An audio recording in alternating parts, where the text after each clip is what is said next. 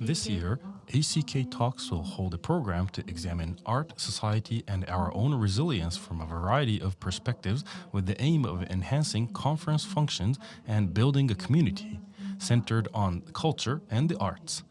In addition to the field of art, we have invited experts from various fields such as politics, economics, fashion, architecture, and food to present 9 sessions that cross a variety of fields covering trends in the world art scene, the current state of the market, learning through art, and the connection between people.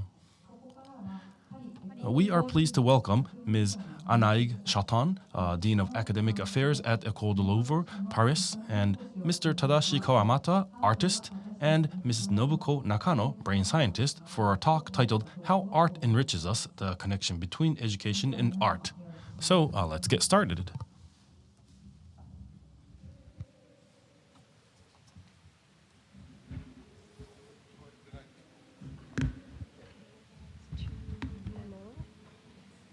Testing English, testing English. This is the English channel.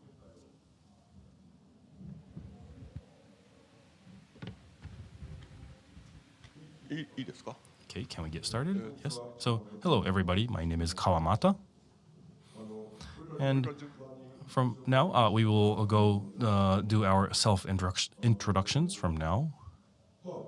And first of all, I myself am an artist. I do a lot of things, and I have this plan for an exhibit in Kyoto.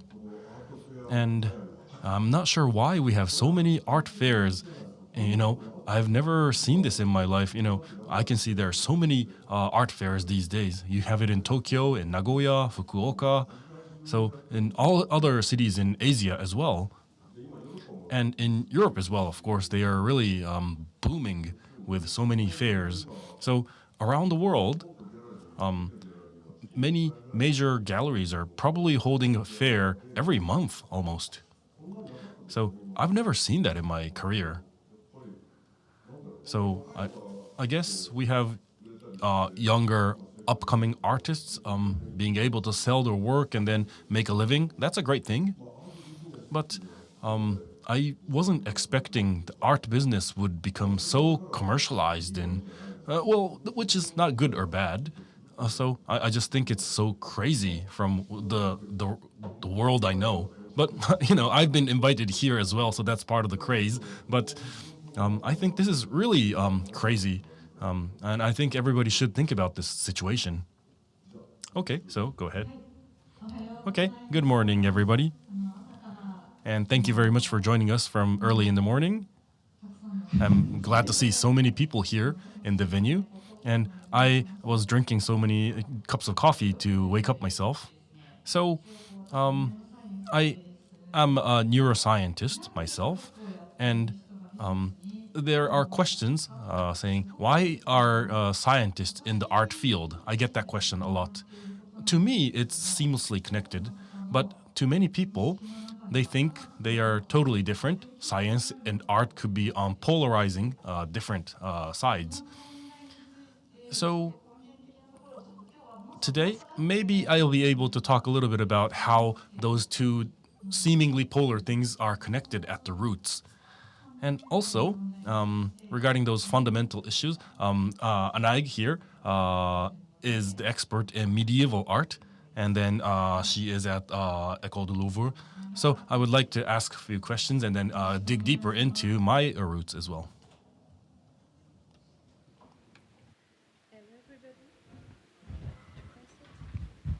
Hello everybody, I'm Annaïg Chatain. I'm an art historian in Paris, a curator and academic director of the Ecole de Louvre. I'm very happy to be here with you today, very impressed to share the scene with my two colleagues. And I'd like to give you a small presentation that maybe could be a good introduction for our discussion. I have prepared a presentation. Maybe it is possible to... Yes, thank you so much. First, I'd like to emphasize a multitude of point of view that can be applied to art to clarify my own point of view as a art historian. Art lends itself to a multitude of discourses. I have arbitrarily chosen 7 to paraphrase the book by the famous British painter Joshua Reynolds, the first president of the Royal Academy in London. The first discourse is the comment that everyone makes when faced with a work of art. It takes the form of a spontaneous and subjective appreciation. I like it, I don't like it, this work moves me, it shocks me. I don't understand it, but I'd like someone to explain it to me. The second is what the artists themselves have to say or explain about their work. But I won't venture to say anything about that. Mr. Kawamata Tadashi is more qualified than I am. The third is art criticism, a subjective and literary genre, often seductive, sometimes polemical. Art criticism is concerned with the analysis and evaluation of particular works of art. Its aim to enhance understanding or appreciation of these works. 4. Aesthetic, a branch of philosophy that deals with art and seeks to define it. What is beauty or what is a work of art? 5. The discourse of scientists who, in their various fields, chemistry or physics, but also cognitive science and neurosciences, can help us to understand works of art better, their composition, their iteration, but also the way in which we perceive artworks. 6. Museology or museum studies, the way we study museums. This discipline explores the history of museums and their role in society, as well as the activities they engage in, including curating, preservation, public programming, or education. And last but not least, art history, my area of interest. Art history can be defined as the historical studies of the visual arts, concerned with identifying, classifying, describing, evaluating, interpreting, and understanding artistic products, and the historical development of painting, sculpture, architecture, or decorative arts. At the Ecole du Louvre, we also place great emphasis on the study of the materiality of works of art. The texture of a brushstroke, the non-finito of a sculpture by Michelangelo or Rodin, the transparency of a stained glass window, all these elements combine to create a sensory experience for the viewer.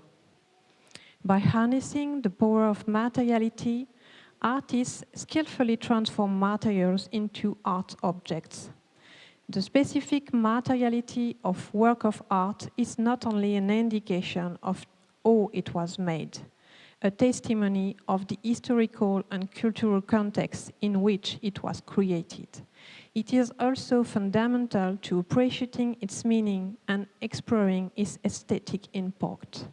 It's also essential for its preservation or its restoration. Understanding the materiality of works of art enrich art history and opens up extremely stimulating avenues of research. But for me, it is above all a starting point for looking at history. Art history covers virtually every aspect of human history and experience.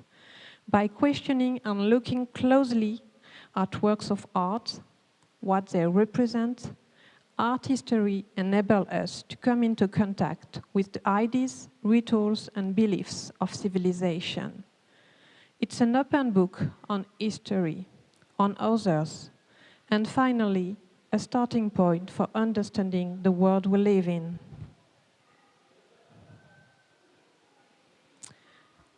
As an art historian, and curator, I have decided to devote myself to teaching this discipline.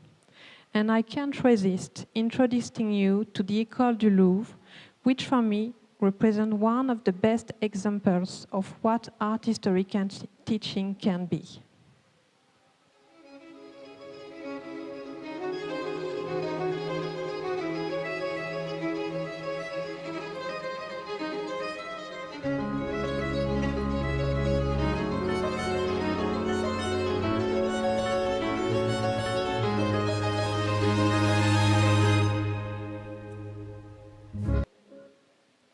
This was just a short movie of the school. Oops. Okay. The Ecole du Louvre is a rather unique institution in Paris in terms of its location, methodology, and teaching staff. The Ecole du Louvre was founded in 1882 by Antonin Proust, then Minister of Fine Art. His ambition was to create a practical school to provide museums with well-trained professionals, curators, archaeologists, and archivists. The brilliant idea was to locate the school within the Louvre Museum so that knowledge and experience could be drawn directly from the collection. From the start, classes have been given in front of the artworks, and teachers are still the curator of the Louvre Museum, but also of many museums in Paris, for example, Orsay, Pompidou, or Guimet. This constant dialogue with the collection, this direct approach to the works, remains fundamental and has given rise to a specific teaching approach.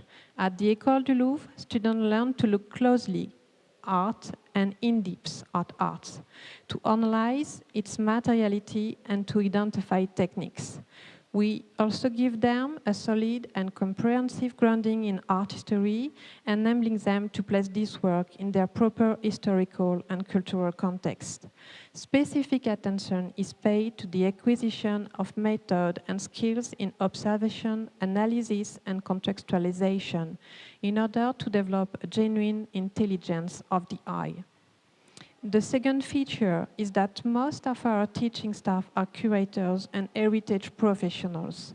In addition to their knowledge of art history, they prepare our students to become future professionals in cultural institutions. The École du Louvre, given the opportunities to study art and architecture from across the globe, from late antiquity to the present. Our ambition is to build up a deep and multifaceted understanding of art history. But by training highly competent art historians, our aim is not just to contribute to the influence of a discipline, to show how art history can help us to better understand works of art, history, and society. Our ambition is to contribute to the training of future generations of heritage professionals, museum and gallery directors who will be able to transform society for the better. To illustrate this idea, I would like to share with you two more examples. First, a rather classic analysis of a work of art, and then a contemporary initiative borrowed from the world of cultural institutions that illustrates the transformative potential of art history and museums. Sorry. And this is a painting I like a lot. In 1868, painter Edouard Manet painted a portrait of Émile Zola, a young writer who had defended him during the scandal caused by his painting Olympia. Sitting at his work table, dressed in a typical 19th century bourgeois suit, Émile Zola appears to be a man of taste. The painter surrounded him with objects characteristic of his personality.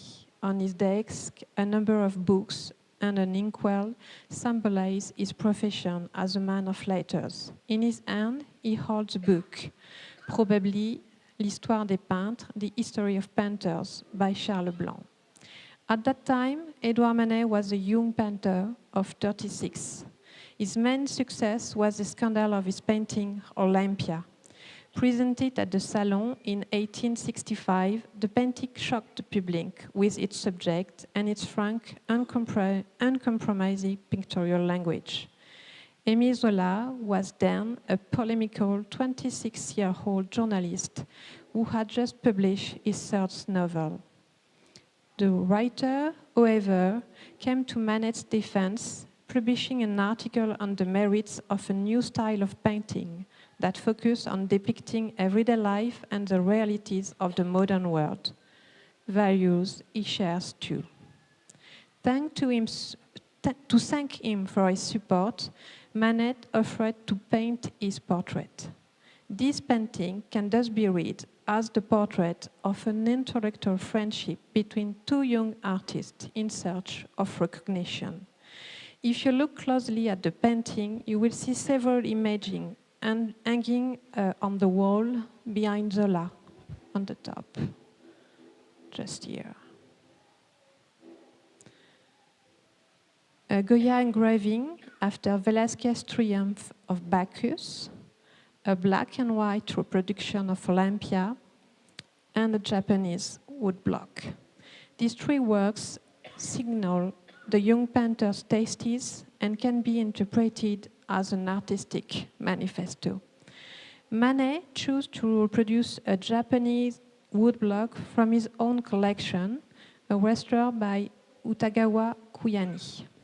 This work reminds us that at the time, the opening up of Japan led up to a major influx of prints and decorative objects into Europe, constituting a major source of inspiration for artists of the period. Impressionism, for example, owed a great deal to Japanese art, from which it borrowed its subjects, its treatment of perspective, and its use of flat composition. And to finish, something more contemporary. In 2023, the Palais de Tokyo in Paris is inaugurating a new space, HAMO, which can be defined as a care center, a venue for programs promoting art as a powerful sources of well-being. From Tanguy Pelletier, Director of Public Relations in Palais de Tokyo, it is a transformation chamber, a tool to better welcome visitors from all walks of life, disabled visitor or association, even when there is no exhibition in the building. The space was designed by architecture studio Fricks Architects. It includes a positive lodge for meetings between psychiatrists, art therapists, educators, and other professionals, 3 modular structure for workshop, and a mezzanine designed as a laboratory. The HAMO is a freely accessible space using warm, ecological materials and forms to bring visitors together for convivial, artistic, and educational activities and events. The space was inspired by the art therapy workshop at the Montreal Museum of Fine Art, but it's the first art and well-being space of this size to be created in a cultural institution in France. It focuses particularly on mental health.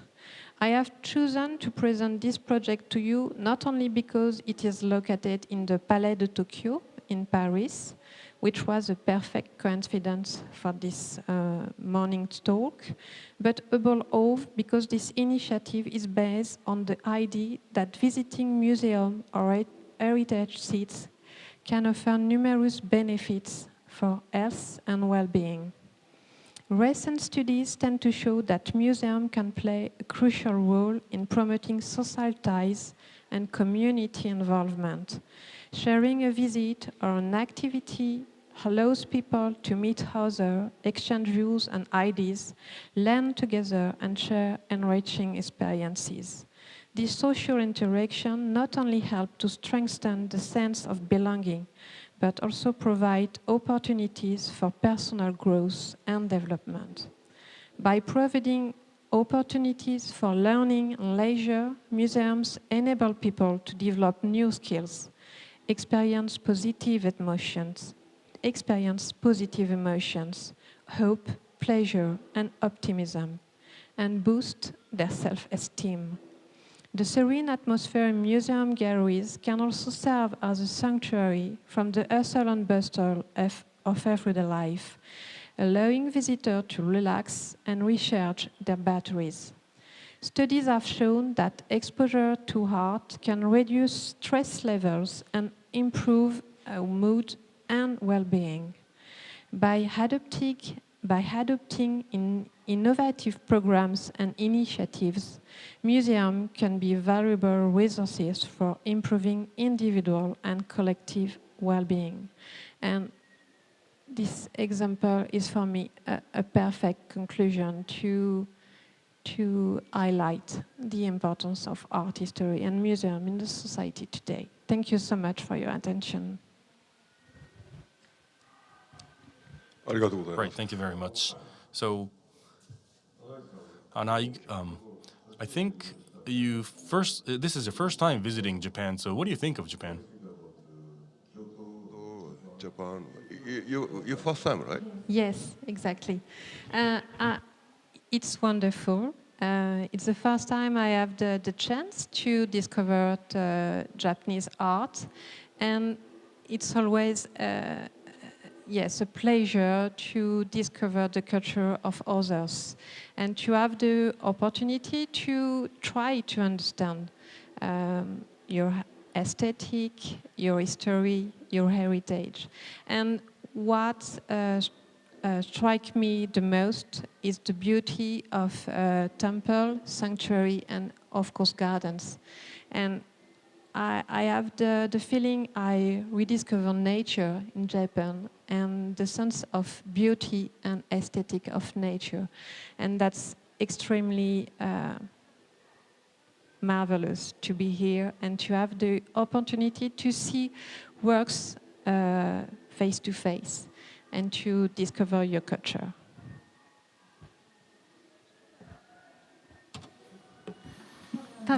Yes, I think, Madame Chatain, you already have a lot of textbook knowledge of Japan. I'm sure you have studied a lot about us, but, and I hope this is translated. Right, I hope it is. So what I think is interesting is there are a lot of Japanese traditional artwork. You can hear that music in the background, right? And those traditional things are originating from the medieval Japanese time. For example, like the tea ceremony and or no, you know, that dancing, no dance, and also the older, you know, there are ancient artworks, but there are many old artwork that are coming from the medieval age. And that is still living in our society as of now, over the centuries. But, Madame Chatain, your expertise is it European medieval age, right? And I think you know a lot about the artwork there. So I think it's really interesting to see how those things in Europe as well as in Japan are still living in this year, 2024. And I think it's really important to look back at the time from this age to the medieval age. And the reason is because we are in the science age right now. So instead of religion, now we have science. And from the brain science or cognitive science, I really feel that because many people, they would go talk to religious people about, they would question about their life, or they would confess their sins, and, you know, or they would go talk about their hopes and wishes. They would go to the religion, to their gods, to talk about those things. And that's how we have lived in the past. But now, in the 20th century, science has started to solve those daily issues. We had this paradigm shift. And so it used to be a religion that would cure your diseases, but now it's medicine. and it's also some medical operations, and also now science can also solve some of your issues. Like, for example, cognitive science can help you with how to improve your memory, or maybe if you want to earn more money or become promoted in your work, then you use brain science, right? But it looks like the more it looks like science is omnipotent and then it can solve everything, I think there are things that you're missing. For example, there are some people who couldn't be cured with medicine, and by somebody like giving them advice, and then those words could be healing them. It could have healing power, and I think we lost that in that power, in the 20th century. I think we are going back to a more primitive state in this 21st century. That's what I'm worrying about in the society. And I think the people in the medieval age had more abundance of those kind of special powers that science couldn't provide. It's almost like a magic. I think art had that kind of a power. So, with the introduction of science, I think we lost that magical feeling, and then that's maybe why we think art is very distant from science. But I think, again, it's connected at the roots. So, I wanted to ask you, Madame Chatain, what do you think of this perspective? I think you're perfectly right. It's very important to know our history. It's important for everyone. It's a part of our identity, and without identity, without history, we can't live. So it's always a source of enrichment to look back to our history and to better understand our culture. That's why the preservation of heritage in our society is so important. And if you look closely to your environment, you will see many testimony of heritage, and that's important. That contribute to a better environment and a better everyday life. And I think even if you are not a believer, even if you don't have a religion, even if you don't share the religion of others, you immediately feel the importance of some buildings. For example, I don't know a lot about your beliefs in Japan, but when I enter a sanctuary, a temple, immediately I feel the magical and the power of the buildings. It's important for peoples. And yes, this kind of magical atmosphere, it's immediately here. And I think it's quite important. It's the same in Paris. If you come to Notre Dame de Paris, even if you are not a Christian, you can feel it. You can feel the history. You can feel the importance of its buildings in the city, in the history, and you immediately feel the magic of the walls and the building and the architecture. And I think it's very, very important to be open to this kind of feelings, emotion, and to be aware of the beauty around us. And that's why art history is so important for me, and I hope museums can help to share this kind of magic and, yes, and heritage with the society. Right, if I may, you're using the word magic, and from an artist point of view, back in 1989, there was magician Delatar.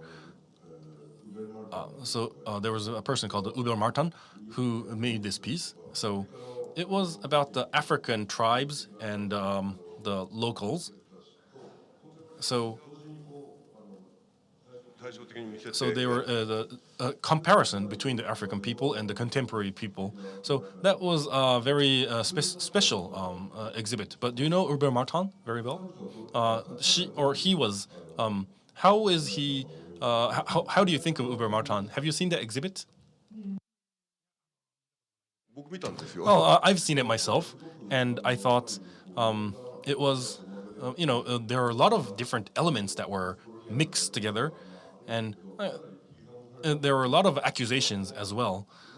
But when I think about the word magic, I think art has this fundamental, this thought in it. I think back then there were like minimalism or contemporary, and when that exhibit came out, it was really shocking at that time. And also in 1982, there was this Zeitgeist, right? The exhibit that was in Berlin, Germany, and Zeitgeist was also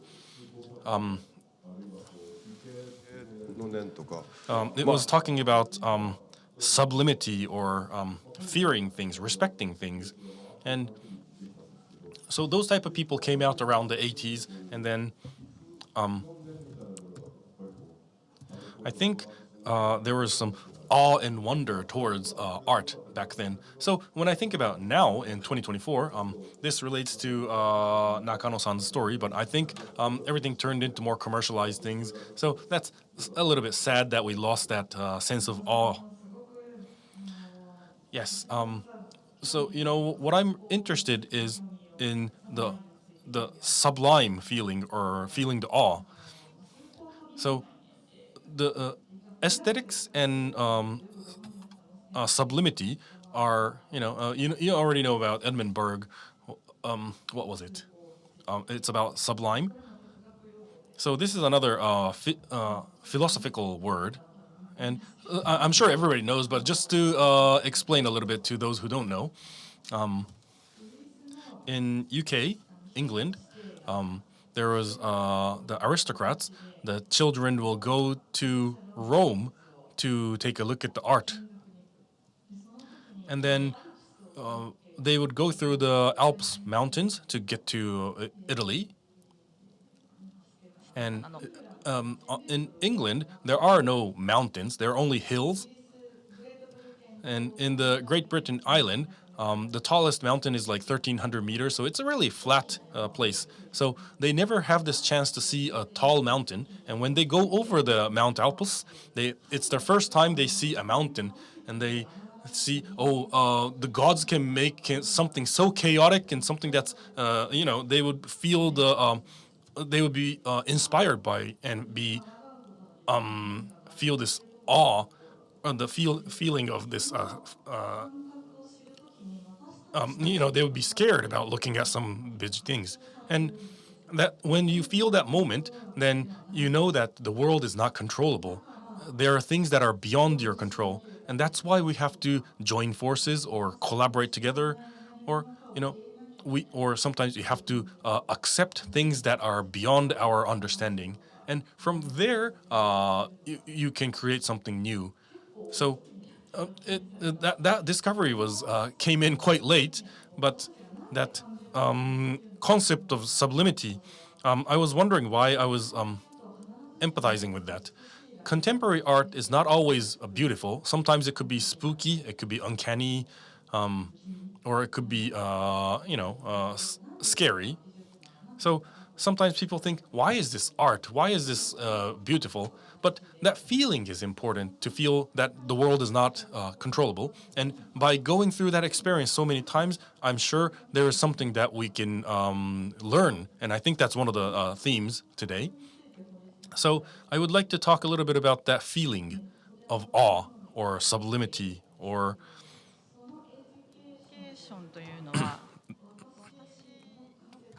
so this is just my hypothesis, and I don't think nobody else is saying this, but it's about expanding your mind, and maybe not many people know about this, but to explain a little, we only recognize things that are around us. So our brains are not so intelligent, not as much as we expect. So we talked a little bit about art business. So we are thinking about what is art many people think, why is art important? Why are you using money on art? Many people think it's strange to put so much money in it. But それをした人というのは if you are looking at only tomorrow, then I think those people are the first who are going to go extinct because they are only looking for things for tomorrow, like what you are going to eat tomorrow. There's this terminology called hominid, and we are Homo sapiens are we are an outcast from the other Homo sapiens. They have all gone extinct, and we are the only ones that are left in the evolutional tree. And then we are the only ones who could use 貝をわざわざ大事に取っておいて we were able to use symbolic things, such as we were able to use these little shells that is not food, and then we were able to use that as money or something. Like we were able to collect beautiful gemstones, and then that's not edible, that's not food. So we humans were able to look into the future and collect things that were not going to be useful tomorrow as food. But maybe it's going to be useful for like 10,000 years later in the future. We were the only ones who were able to look at things that have value in the future. And for example, science is only showing us, science has created this world where we are only looking at the food for tomorrow. And then I think we have to enrich our world again with things that are useful in the future. So I wanted to talk about that. I think that's why we're talking. And Kawamata-san, I think your basic instincts are really to the point. Yes, Nakano-san, that is exactly the reason of why we do art fair. Because if you want to make your living with art, then I'm not sure if young people can live with art alone, but maybe there are some artists that only go to art fairs, and that is becoming like the means to the end. You're doing art because you're eating, you want food for tomorrow. But I think, Nakano-san, your proposition is right. So I think in the current situation, I'm not sure if we can keep on living like this. So the art business is an established industry, and we use a lot of budget to keep on creating art. But the artists shouldn't focus on the food for tomorrow. So I think there's something more important than trying to make money for tomorrow. I think there's something more intrinsically important. Yes, so of course, physically speaking, we have to eat to keep our health. So of course, food for tomorrow is important, and then it's important to be wealthy and have enough financial freedom. So it's both wheels. It has to be a balance.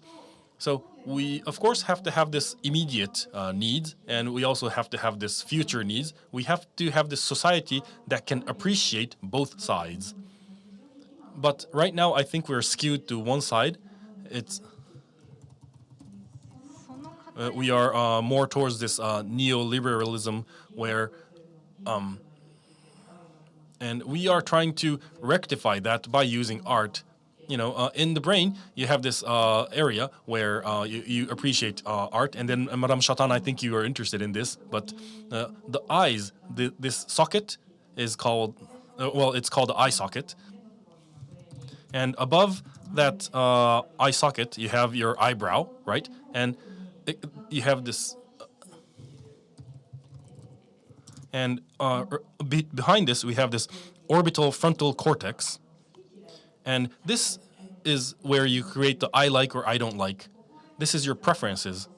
So you could look at the art and say, I like this artist, maybe I don't like this. So that orbital frontal cortex, or OFC, is where it decides those things. And then that OFC also gives you social functions, such as, I want to help this person out. Because helping somebody out means you're going to have less food for tomorrow, but it's also, in Japan, you also always say, like, women and children, but women and children are not useful for your food for tomorrow from a male perspective. But men also think, oh, we have to help these women and children, and that gives you pleasure. So that we have this feedback mechanism in your brain, and that means our brain is not wired in a way that we are only looking for the food for tomorrow. So because our brain is made in a way that we are helping people out because we're looking into the future, that kind of a mechanism existed. That's why we are surviving in this evolutional competition.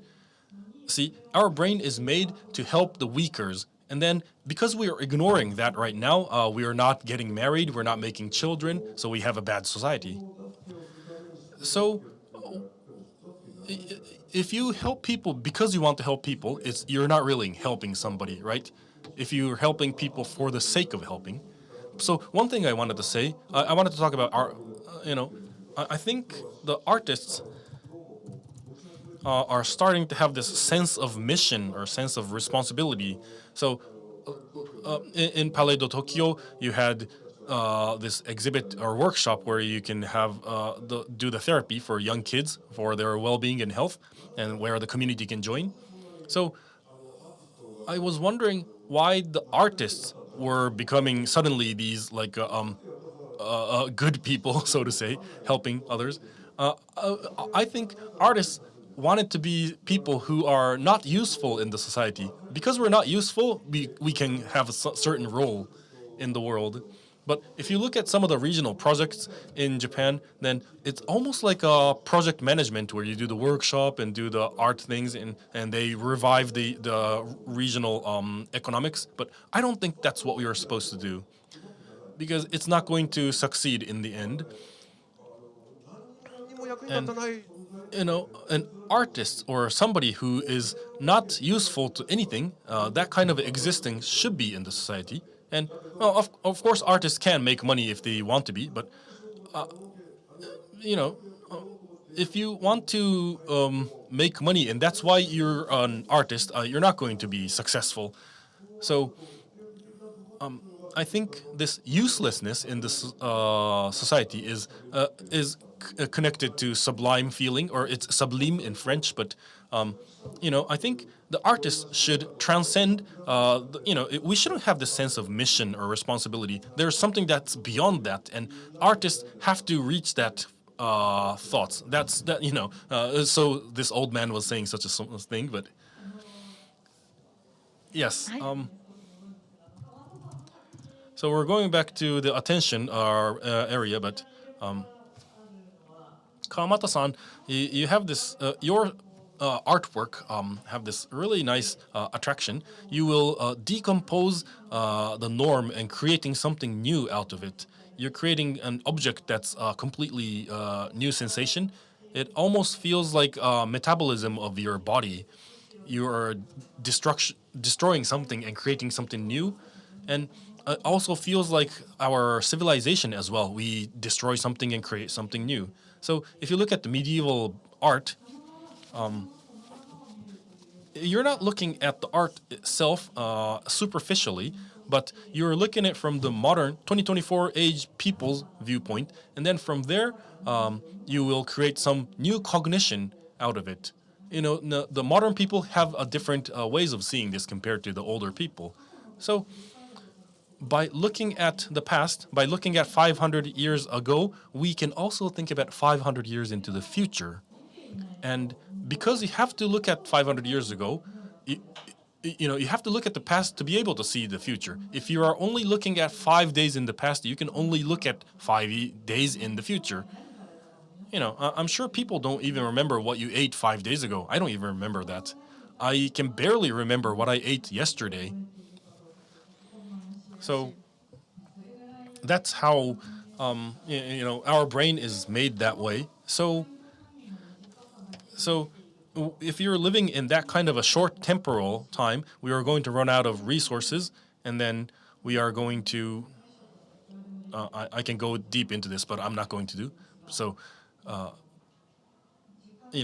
This temporal sense is so as well. but this physical space is also same. If your like immediate distance is okay, then you don't think about like far distant people, you know. So you have to have this wide view, look at very far distance. And there's a limitation to our brain. We can only process about 150 people in our brain, and that's the maximum number. Your brain only can process 150 people, immediate people. So you cannot think about 8 billion people in your brain. You can't think about it, but if you look at history, if you learn history, you can extend your memory, and you can do that through artwork. And you can see, like, oh, back in this time, people were thinking this way, people were perceiving things this way. And Kawamata-san, you can extend your brain and think, oh, Kawamata-san can decompose things and make new things. There are people that are doing new and avant-garde things. So our brain as a platform is, not very high-tech, but by putting application layers on top of that, we can extend our abilities, right? Like a computer. So this extension or expansion, it used to be religion that was doing that for us, but I think art is now doing that for us. You know, religion right now doesn't have power because of the rise of science. So if we are able to gain this magic of extending our brain, then I think art is the only way we can do that. I would like to ask you too. What do you think about this? Yes, I think Ecole de Louvre is exactly, it is a place where we create critics. And artists have to think about matters critically. So,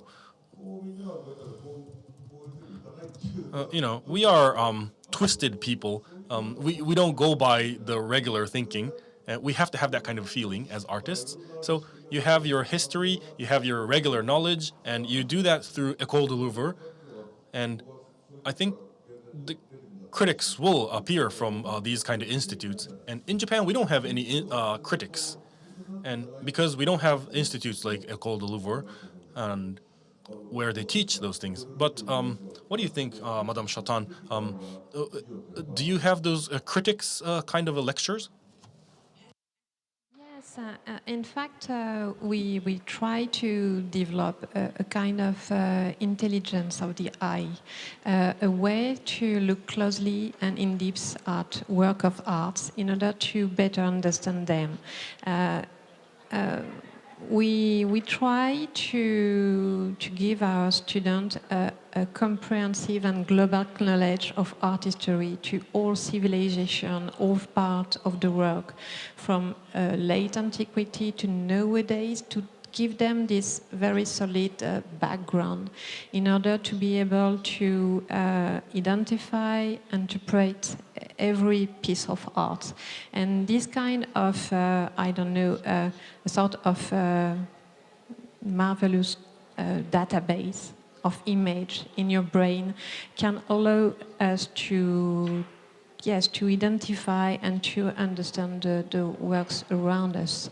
And of course, when you look so many images, so many works of art, with the time, you get this kind of intelligence of the eyes. You see small details. You see very small, stories inside each piece of works of art, and it gives you, it's open new perspectives, it's open new way of thinking. And I think that's the way we try to teach art history. But the second point is not only to train art historian, it's to train future professionals for museum. At the École du Louvre, we start with art history, and after that, in master degree, we study, we teach museum studies, and we train future curators and future professionals for art market and cultural institution. And I think that these two steps are very important. First, you have to get this general background of art history, this critical approach of history, and after that, you can become a curator and a professional in museum and share all this knowledge, all this richness with others people, and try to develop the importance of heritage in our societies.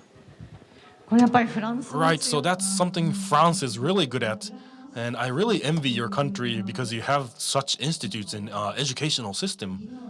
Because you talked about training the eye about aesthetics, but the recognition of aesthetics, there's ethics and aesthetics, but in your brain, the same area is processing those things. So being righteous or being justice or being beautiful is the same in your brain, ethics and aesthetics. So, when we see people having a very nice behavior, then we will call that a beautiful behavior. For example, if you're helping somebody out, you're being philanthropic or being nice to your friend, and we call that beautiful. And when we see people who are not like that, then we call that a dirty behavior or ugly behavior. So, say if you're using everybody's money for yourself, then in Japan, we use the Chinese characters that are dirty behavior. So we call like beautiful or ugly, and then the righteous or wrong is also, it's the same place in your brain. So it's a really tricky thing.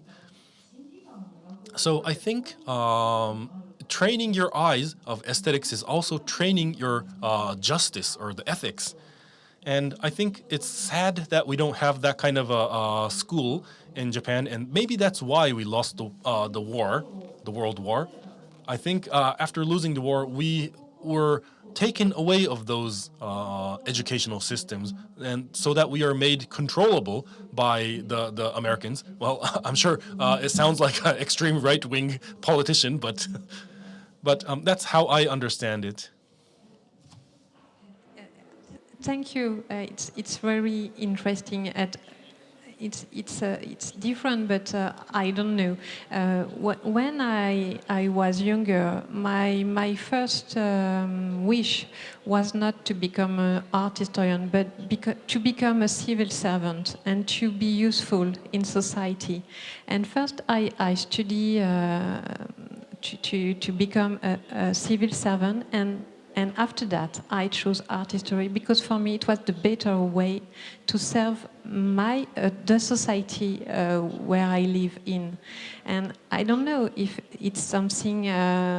It's interesting because you made the connection between ethics and aesthetic, and I think it resonates with my own past and my own life. I have learned something about me thanks to you this morning. Thank you so much. とても嬉 Yes, しい。 I'm glad that you could resonate with this thinking. And I have this French friend of mine. And right now, people say a lot about diversity, inclusion. And rather than this superficial diversity, we are forgetting about what real diversity is in our society. Because my French friend was saying,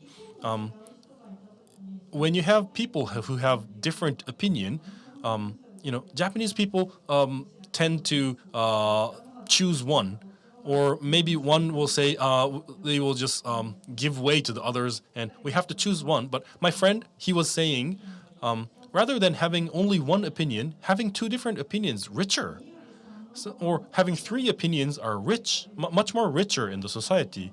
So in Japan, we choose only one, but I think. French people love to have discussions and debates. And when I was in Europe, during coffee break or lunch break, people would actively discuss and debate about things. And because I am in a cognition laboratory, people would say, your country was fighting together with Germany in World War II. How are you going to repay for that to the world? And I'm not a historian or a historic major, but I tried to do my best as a scientist, saying in Japan the responsibility didn't fall clearly on somebody, but in Germany they have their education system where they really try to clearly define where the responsibility is at. But in Japan, we don't talk too much about history, contemporary history, and then we almost try to ignore those facts that happened in the past century or so.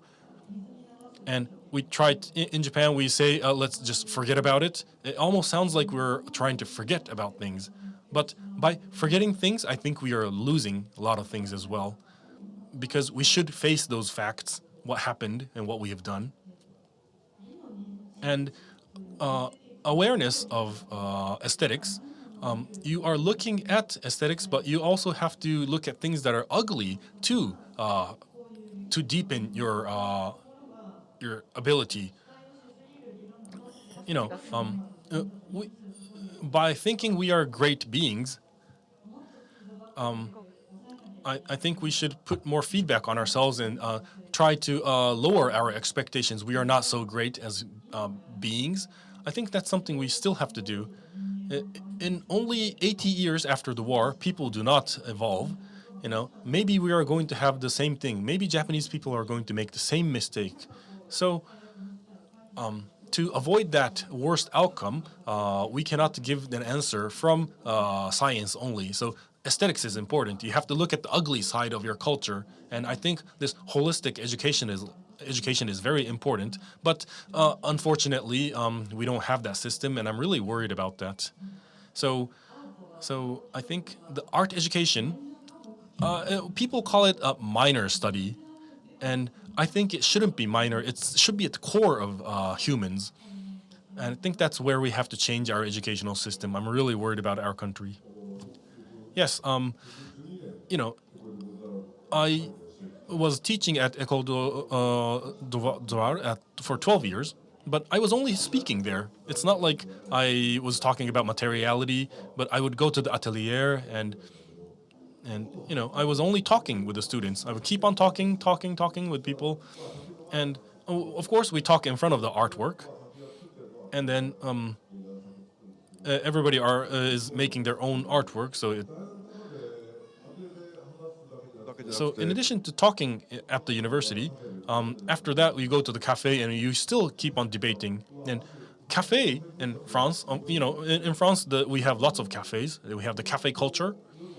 So you can continue to talk until night, and then I go there twice a week. But from the early in the morning until late night, we just keep on talking, and that's it. So that's really different from a Japanese educational system. In Japan, I taught for about 6 years at Tokyo Art of University, and so I was there for another different role. But at Tokyo Art University, I was trying to do industrial type of art. So by industrial, I mean like digital or computer type of art. And Japan didn't have those kind of courses in the past. So I thought I should do industrial art. And normally you have like the regular traditional art, but I wanted to do industrial. So there would be professors that were architects, and then we have a lot of different disciplines there. And if you go to France, that's like there are many other disciplines. There will be many experts who have different knowledge, and then everybody is discussing from morning until night. And then next time you go there, maybe the topic is completely different. People are different, and you're talking about different topics. So that was really interesting. And compared to Japan, it was much more interesting. So that's why I was there for 12 years, twice as long as I was in Tokyo Art University. So I'm not there to try to solicit my ideas. I am talking to myself. I'm bettering my understanding. So you're talking because you want to learn more. As long as there is an audience, you just keep on talking so you can deepen your understanding, not trying to persuade the others. So this discussion, this practice of discussion is really, it's great in France. And then I think it's important to participate in a lot of things. For example, politics. I think students should be actively participating in politics. People should be participating in things. So what I'm trying to say is, art. You know, when I think about art and education, then Ecole de Louvre is critic courses or trying to educate a lot of different types of staff and people is important. And then ultimately, I think you should have this critical view to anything. You shouldn't take everything for granted. You should look at it with your own eyes and not be, not accept things as is. I think that kind of education is art. You have to have your own critical view. And if you're not trying to create something new from nothing, but maybe you're creating something from existing things, but with a different perspective. And to do so, you have to know the current state, and then you have to be able to talk about them. But like Nakano-san, you said, it's not about for like tomorrow for 5 days, but it's for longer future. That's something you have to have, that temporal understanding. So, and you cannot rely on that either.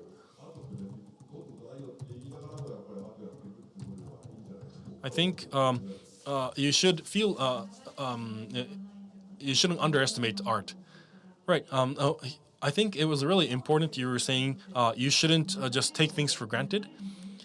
People, when they want to sell things, you want to be on the trend. But if you follow trend, you're too late. The same thing happens with science. When I was in grad school, when I was in a industrial type of a graduate school, people were saying if you're trying to catch up with things that are popular, then you're like a second-tier person. If you're creating the own flow, social flow, or a new trend, then you are the first-class person. So, of course, you have to look at the trend, social trend, but you also have to create the trend yourself. And you are looking at people's opinion, but you're not listening to them. So, in any kind of discipline or study, that's also the same. So, you have to do the basic studies, you have to look at the history and think about what people were doing. You have to observe the trend, but you shouldn't be dragged by that trend, but you have to create your own style. So that education is something that's really missing for us. I think we have to train ourselves to be able to become first-class people. Well, what I was, the word cliche is really interesting. It's like a stereotype, right? Cliche is like repeating the same words as, what was it in English? Stereotype, right? Or the, everybody hates that. If you do the cliche, then people know what's coming next. You can expect what's coming. So people hate cliche. So going beyond cliche is important in art or in any other industry. If you just continue doing things that are other people are doing, you're a copycat. You have to change something. You have to, Nakano-san, you were talking about the flow and trends, and I tell this to my students too. But I'm saying there will be a trend, and then sometimes they'll come and go, and then sometimes there will be a time where you are the trend. So just aim to be the best when that time comes. So I'm really glad to see a lot of people come here to see the art fair and our talks, but it's about how to perceive our discussions. Yes, in the industrial field, we have,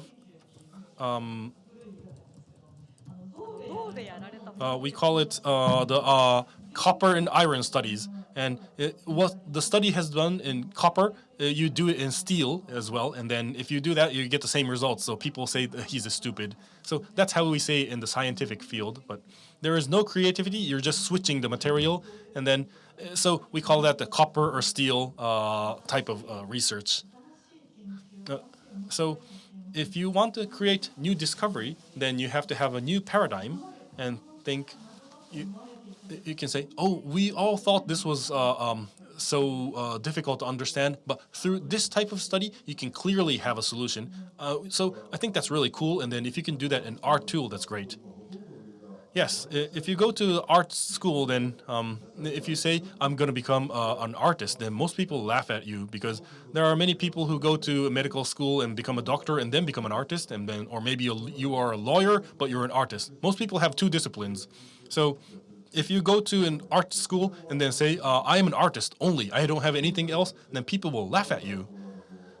So I understand that you should do a lot of art fairs to be commercially viable, but I think it's also important to think about art in a different paradigm. I think we're in that kind of an age right now. But on the other hand, there are people like Annaïg-san, where we need super specialists in special fields. So I think it's important to be criticized by these super specialists. I think we should have that kind of a yardstick. Right. So having that norm, I wanted to talk a little bit about the medieval age again, but なんかアートっていうものの So- 訳語 we don't have a good translation for the word art in Japanese. It used to be some sort of an offering to the god or something sublime, or it was artwork was something being very radiant as a northern star for people. But I think there's a discrepancy there for us. So maybe a lot of people here are not religious, but you go to shrines and then you purchase those the drawings, or 山ぐらい or maybe you bought those paper fortunes, or I don't know, maybe you bought a talisman so that you can be successful in your entrance exam, or maybe you want to get a girlfriend. I don't know, but you resort to those things, right? Fortunes, and we will wish for better luck, and then it's not scientific, but we do those unscientific things that are superstitious, and they're magical. So for example, in science, we have the placebos, right? When somebody comes to me and say, I want to increase my memory, I can tell them, do this and that to increase your memory. And I can give them a little pill that's only made of sugar, and then, then maybe about 1/3 of the people will have increased cognition. Placebo is something like that. It works like that. So the sugar pill has no effect. It's the word from the doctors which is giving power. So art has the same effect. And then do you see those kind of examples in your medieval art where art gives people power? Is there art empowerment? And also, do you talk about that at Ecole du Louvre to students? Yes, of course. In the medieval period in Europe, art was an offering for God too. Most of artists were working for churches and cathedral and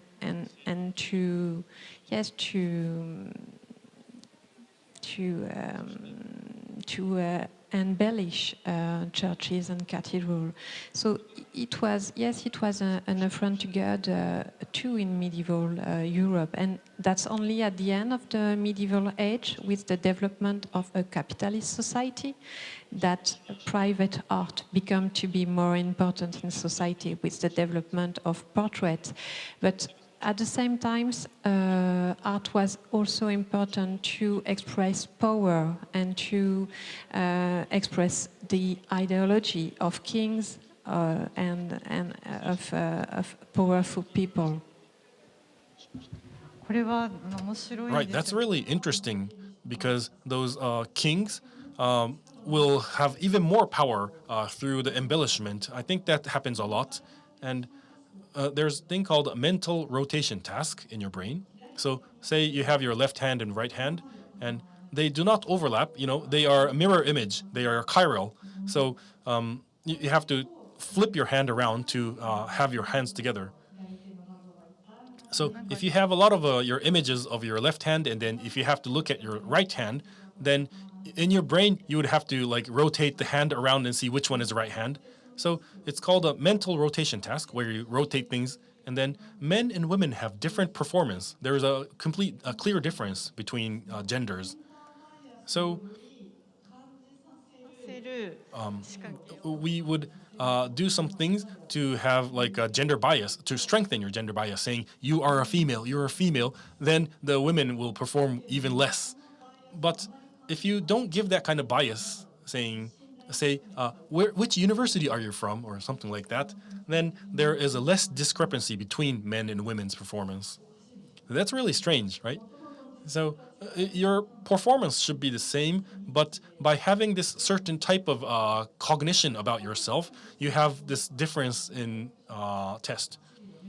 And mental rotation is more about like how to read a map, and women tend to have less.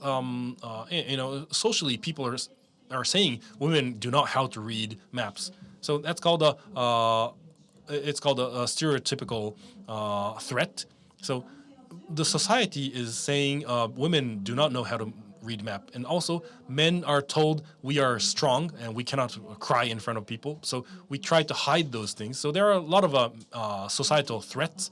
So the kings of the medieval time, they had to show that they were strong people. They were always under the threat that they have to look good, they have to be big, they have to be strong, and they have to rule people.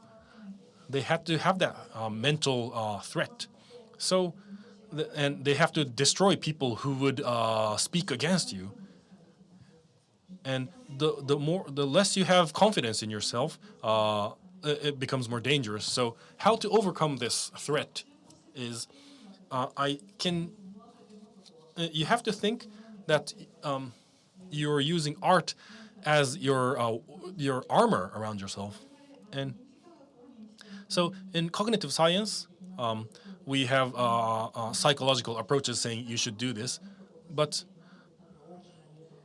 maybe you can also have physical things like having a large house, or having a decorative house, or having a large churches or temples. Maybe that's another way you can show the king's power.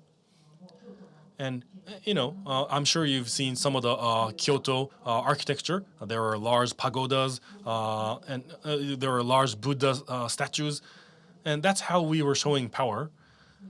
And 言葉で言われるより rather も than being told by words, we are visual creatures, so we can look at those things and then feel the power, right? So, for example, ない状況でメ in ン a タル situation where we are told we are women, then the mental rotation test we will perform bad.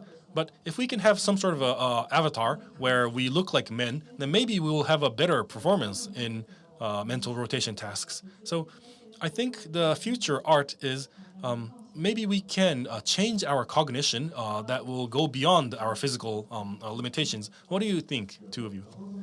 Yes, so Nakano-san, you should become an artist yourself. You should create an artwork. So I think we're running out of time here, but should we take questions from the audience? Do you have any questions to Nakano-san about that? Or anything else? Or you have questions to Annaïg? Including studies of art. And I am not an MC, but I'm not a facilitator, but anybody has a question? It's a great chance right now.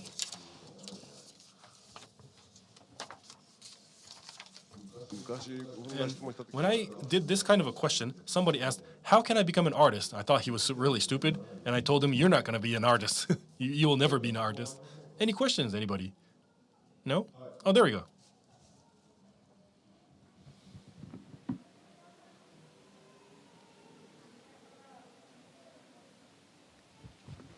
刺激的なお話をありがとうございます。ちょっと中野さんに質問なんですが、先ほどThat was a really interesting topic.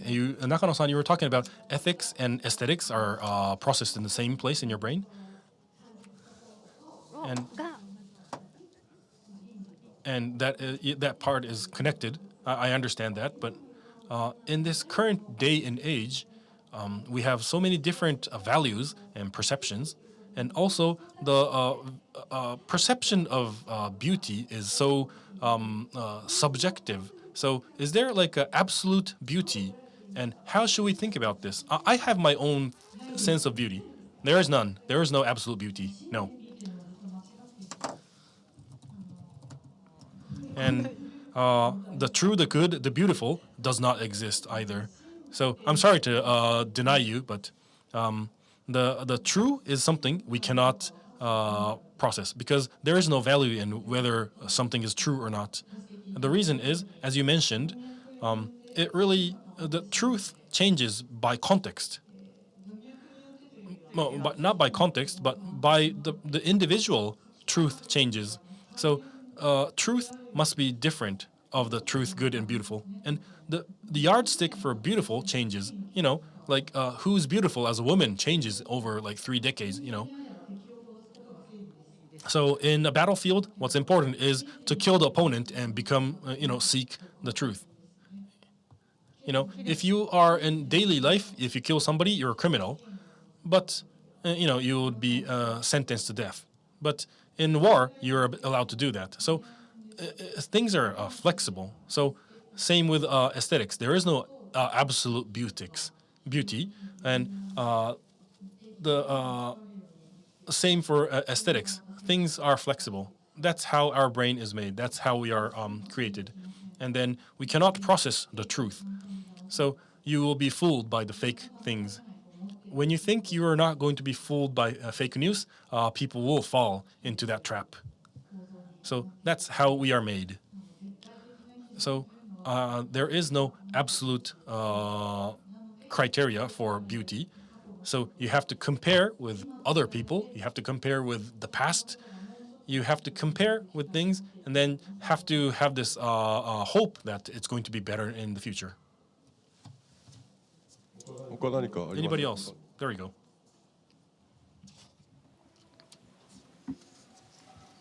すいません。Yes. 教員 So that was a really interesting discussion. Thank you. My name is Yoshio Kato, and I am also in this art industry, and I work at the Osaka University of Art and Kobe University of Art. I teach the art theory, and I was wondering if you can teach art in the university educational system. So from my experience, I don't think it's something you can really teach. That's how I teach to my students. But what do you think, all three of you, teaching art? Yeah, I agree with you. It's something you can't really teach anybody because I think it's something different from teaching, you know. So you are there in the same space together and with the students, and then you can discuss about what they are doing. You can, of course, have a conversation with them, and so 出たかとかってそういうことってあんまり I don't think it's really important to see how many people became real artists from your school.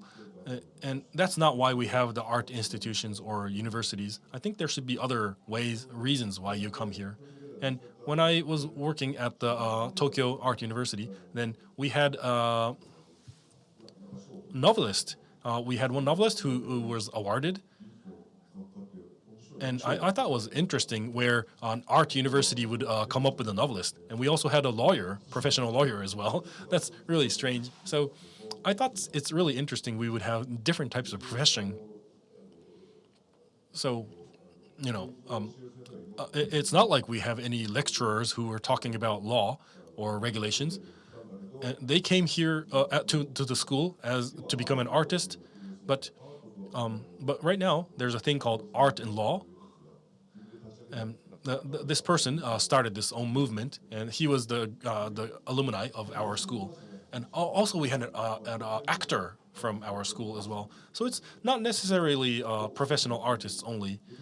And like I said, even if I teach them, they will be experts in something else. I love the entertainers, ramens. There is this entertainer in Japan. So they are from Tama Art University, and they are a duo, two people, and right now one of them has retired, but he was an entertainer, comedian, stand-up comedian, and he was a graduate of an art university, but he was a stand-up comedian, and I thought that was really interesting. And I think those entertainment or comedy is also a figure of art. So I really liked it, and their talks were surreal, and you could laugh, but you could also you would have to also think about things.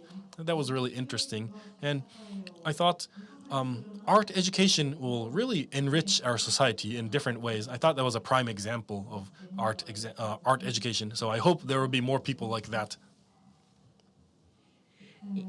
In Ecole du Louvre, it's easier because we don't teach arts. We teach art history, which is a really academic discipline. So it's easier to teach art history. But in fact, to learn art history could help to become an artist. And we have former students of the École du Louvre who became very famous artists in France. For example, Agnès Varda, or the designer Christian Lacroix, or the female artist Louise Bourgeois. They studied art history at the École du Louvre when they were younger. So it could help to get some inspiration and to maybe to roots its own creation in past and to confront yourself as an artist to the creation of the past.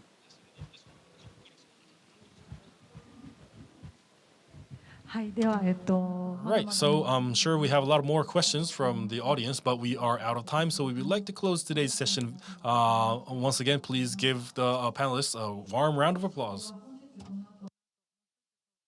しております。またこのトークは、オンラインでも配信がされていまして、アーカイブもされる可能性もありますので、どうぞ引き続きお楽しみください。それでは皆様改めましてありがとうございました。